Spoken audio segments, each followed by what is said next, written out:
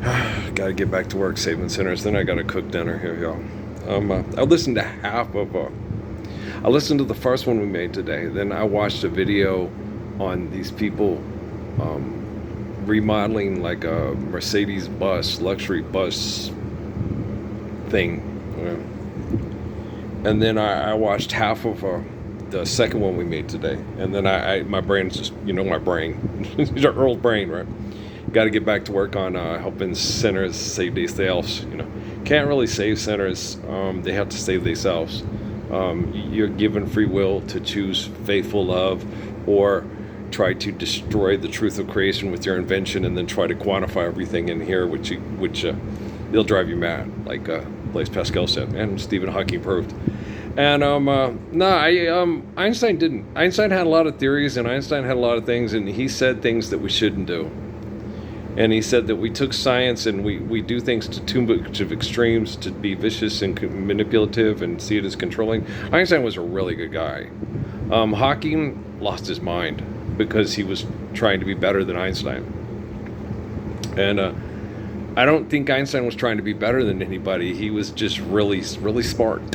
And he was trying to help quantify things. And then when he got into things that they were doing because they're extremists, he said, we shouldn't be doing this. This is wrong. It's fundamentally wrong. Like the Manhattan Project. Yeah, there you go. So Albert Einstein's a really good kid.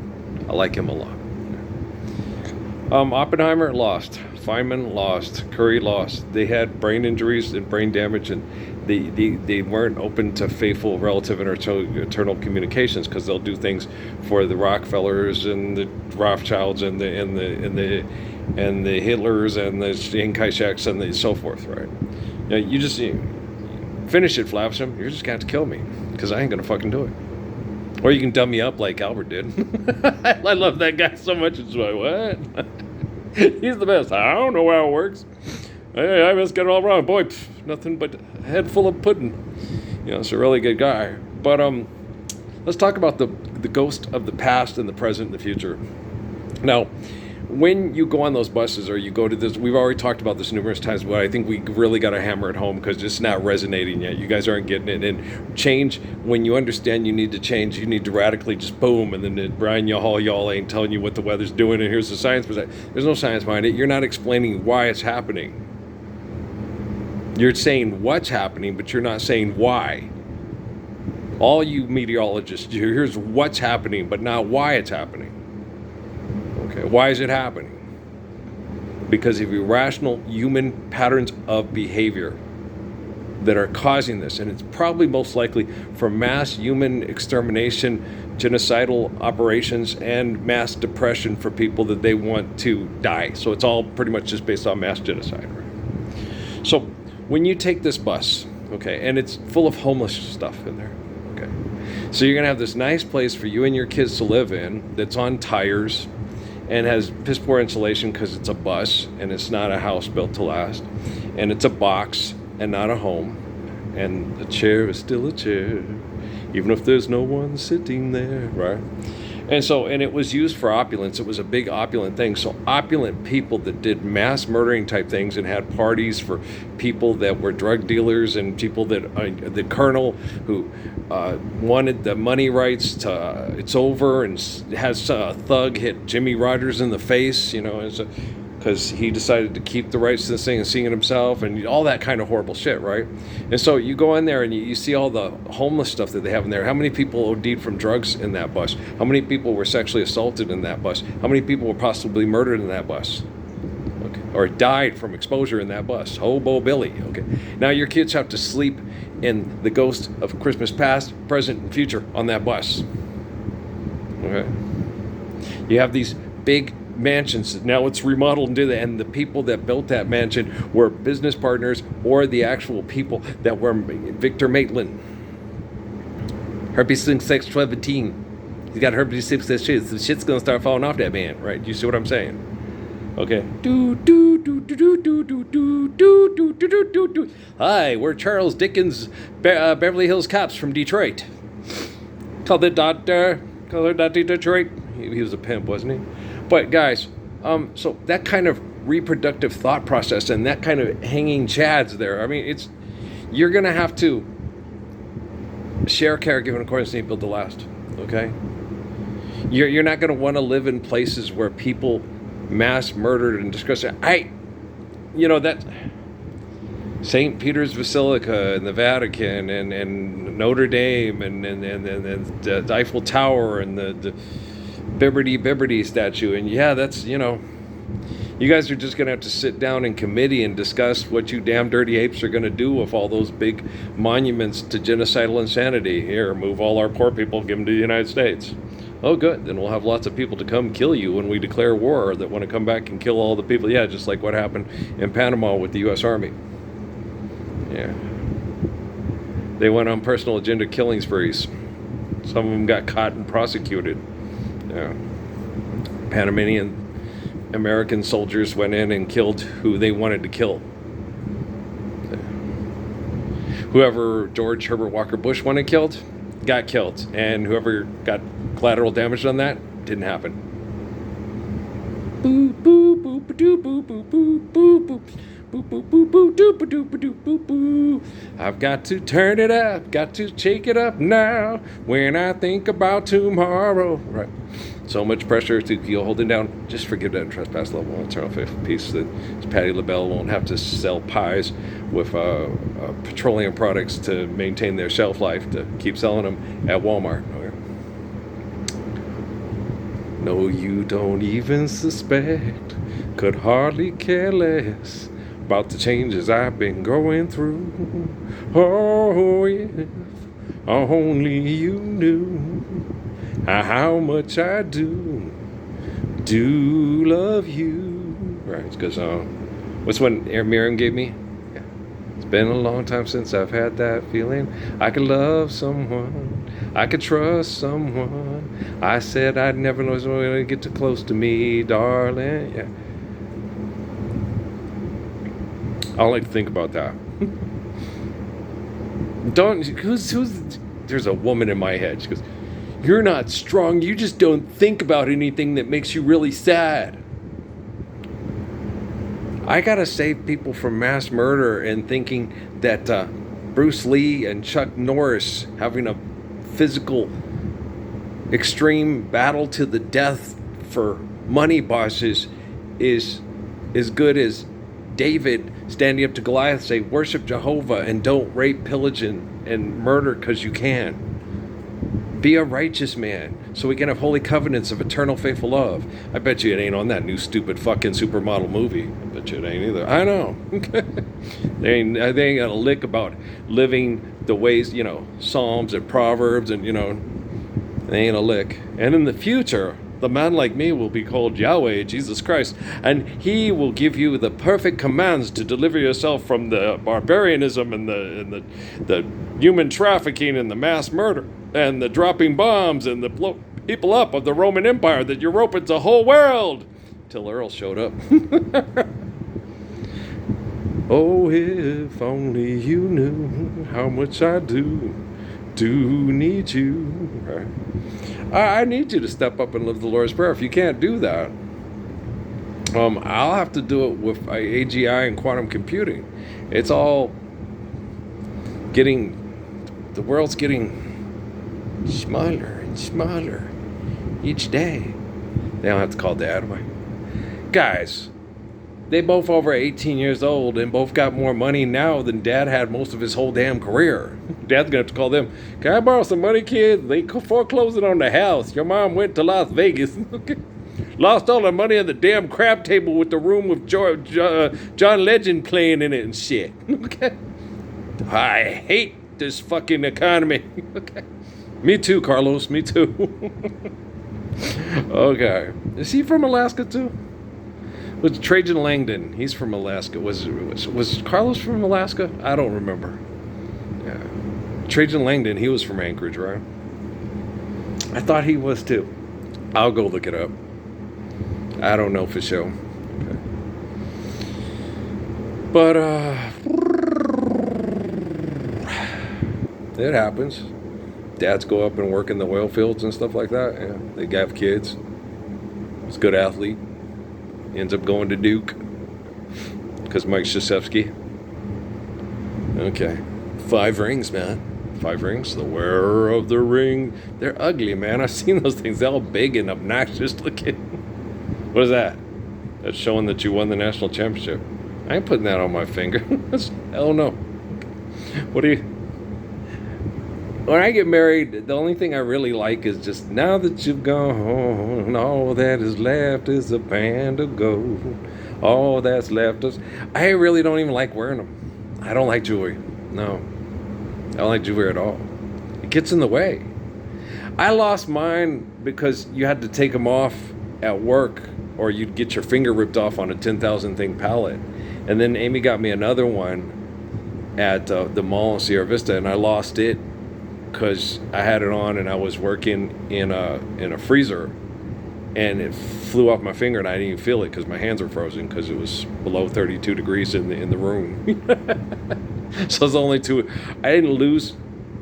Steffi got mad at me because I took it off and I had it in my pocket. Yeah, but you're gonna have your wedding ring on. I'm like, oh yeah, baby, I'm sorry. It's in my pocket. I had to take it off because even if you have it on and you have your gloves and it's on underneath your gloves, it can still get caught on a 10,000 pound pellet on a piece of tie down and rip your finger off. You know, it wasn't because I'm trying to cheat or nothing. I just don't want to get my finger ripped off. You know, so you like that. You know, so it's, yeah, so, you know, they tell you that too. Do not wear any jewelry and or rings while you're moving around 10,000 pound pallets. If it gets caught to anything on that, that's 10,000 pounds rolling. And it's gonna take your finger right off. You know, it's happened. It happens. All right, so, yeah, so, no, that's not my idea of fun. That kind of shit, you know, it hurts when you get hurt. Yesterday, I slipped and slammed my shin on the ladder, and that didn't feel good. And I don't like that. You know, my shins, yep. I understand why, because I sit there and look at it.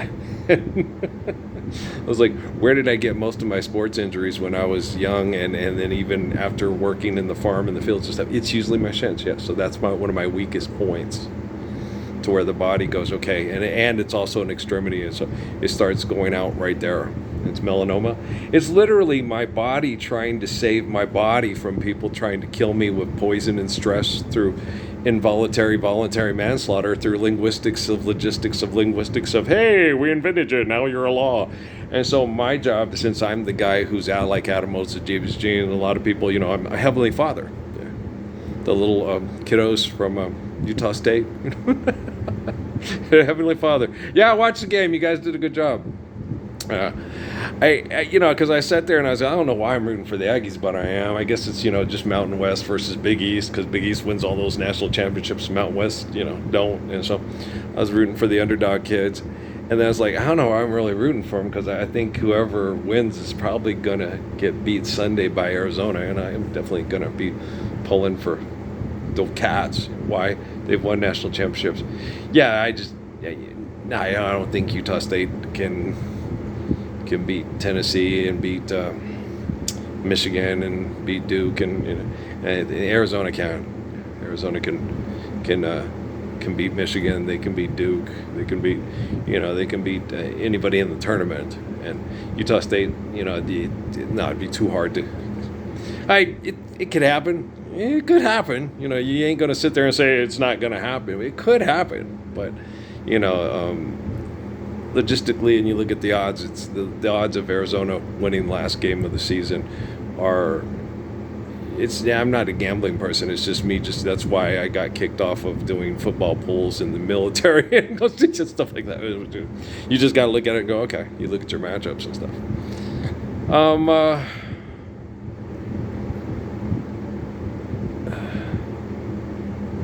Arizona defends the three better than Utah State does, and Utah State was trying to defend it well, and still had trouble with stopping it on Villanova. And shit, you know, the size and the athleticism underneath, and Arizona's guards are really good, and yeah, they're good. And Mo Crevis is just really just a luxury to have. He's 7'2". He's got a smooth shot. He plays defensive positioning real well. He uses his body real well. He's an excellent passer. He draws, double teams and is a willing passer and stuff. He's just a really good ball player. He has he's good. I think he would tell you and look at the old videotapes and say, not quite as athletic and not quite as good as I try to be as good as I can. Not quite as good as Arvydas Sabonis. And Sabonis was badass. Okay. I remember watching him as a kid. That was one of the best 7-footers I've ever seen play. Yeah. Oh, by the time he hit Portland, guys, that was like 5 knee surgeries later, and he was still one of the best passing big men the NBA ever had, and he was still a good outside shooter and a good rebounder and stuff like that. But when he was young, oh my gosh. Back then, load and they didn't have as good of the training was excessive and stupid, and they didn't do load management stuff, and the medical industry to repair damage from excessive and compulsive and they try to hurt you to win, because it's all about money, because they're stupid. Arvydas Sabonis was, he was a good ball player. Oh, he was fun. Him and Sarunas Marčiulionis were 2 of my favorites. Yeah, both Lithuanian. Yeah. They were on the Soviet basketball team, but they were Lithuanians. So yeah, they were fun. I get out of curiosity. I hear something going on out here.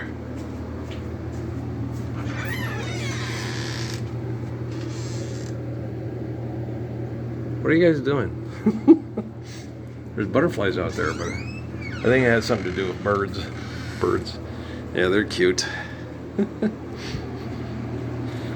I got the door open so the cross ventilation from that cooler over there can go across, and it works a little better. Oh, it cools off real nice. I got it on low because I was sitting there looking at it. I was like, oh, I should put that sucker on high out in the barn. Oh yeah, it's gonna cool off the basketball area. So that means, if our schedule gets a little where I shoot at night during the summer and stuff like that, that means we can cool off the barn and enjoy more exercise out there this year.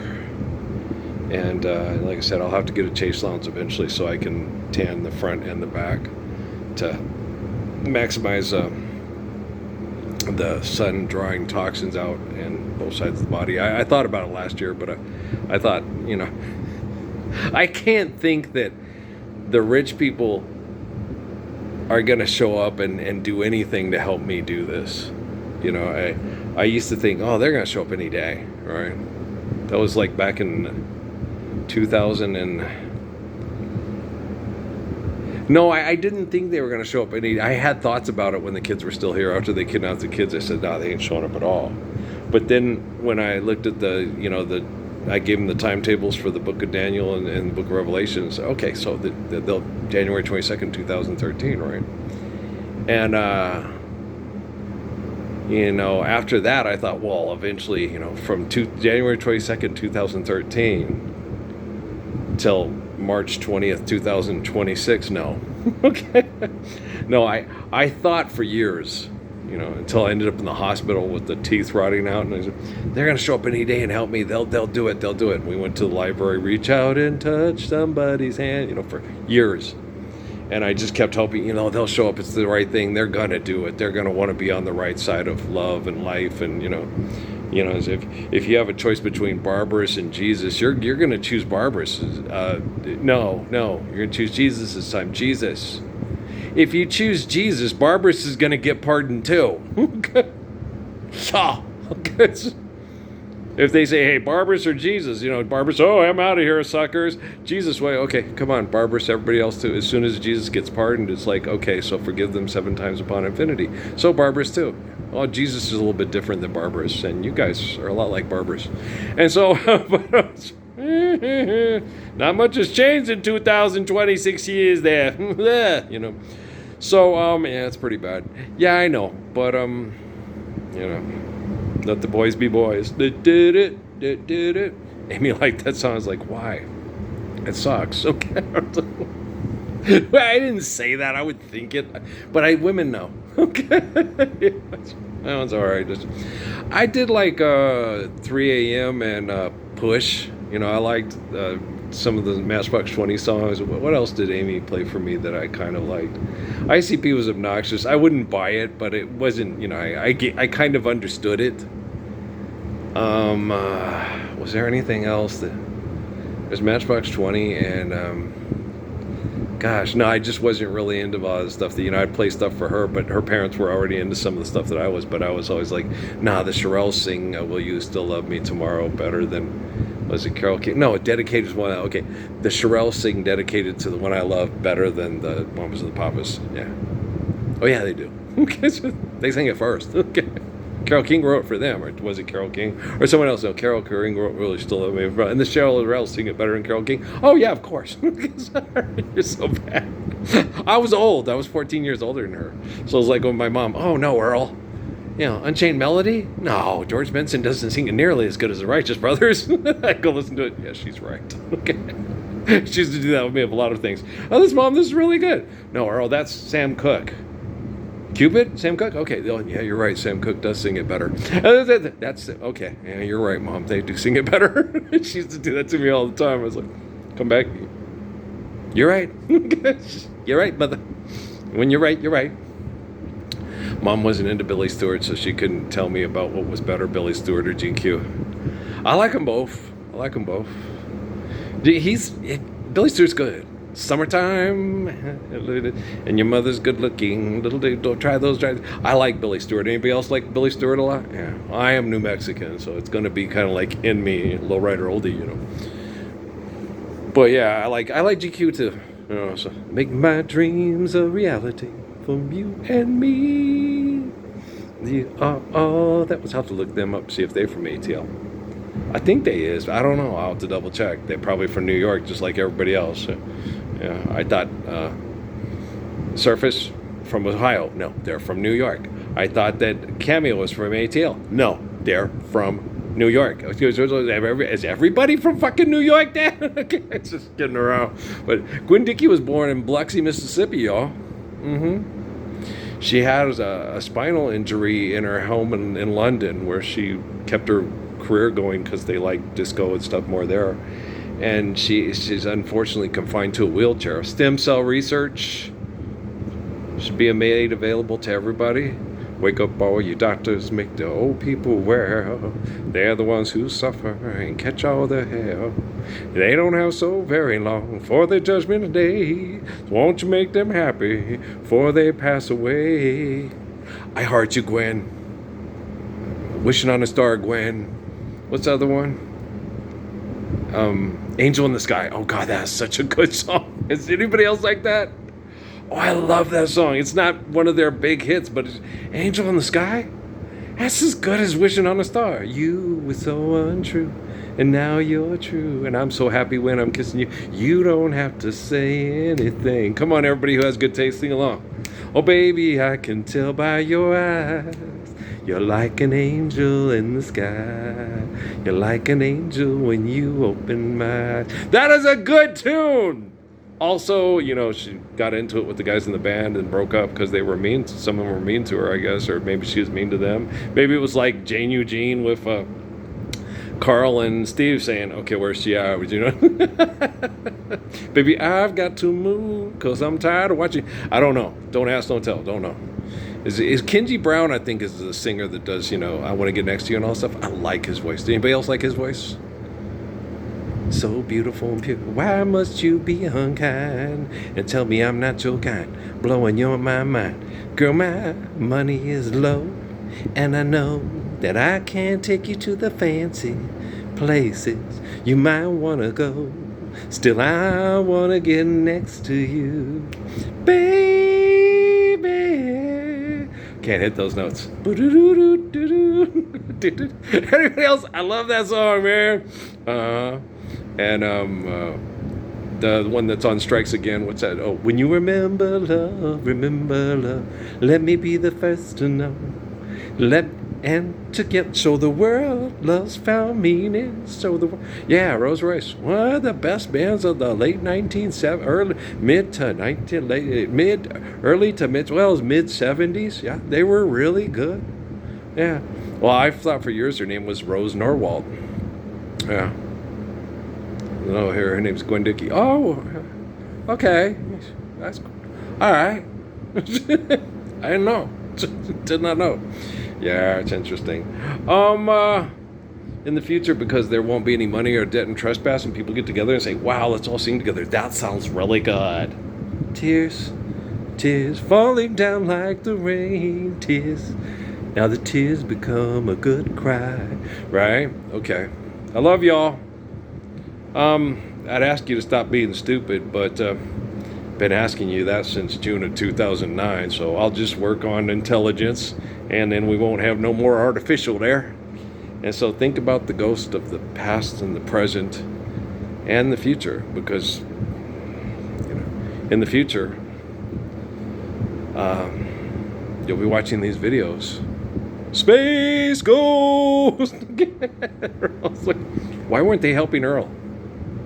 Forgive them, Father, for they know not what they do. There you go. Okay, guys, I love you, all right? Peace out, man.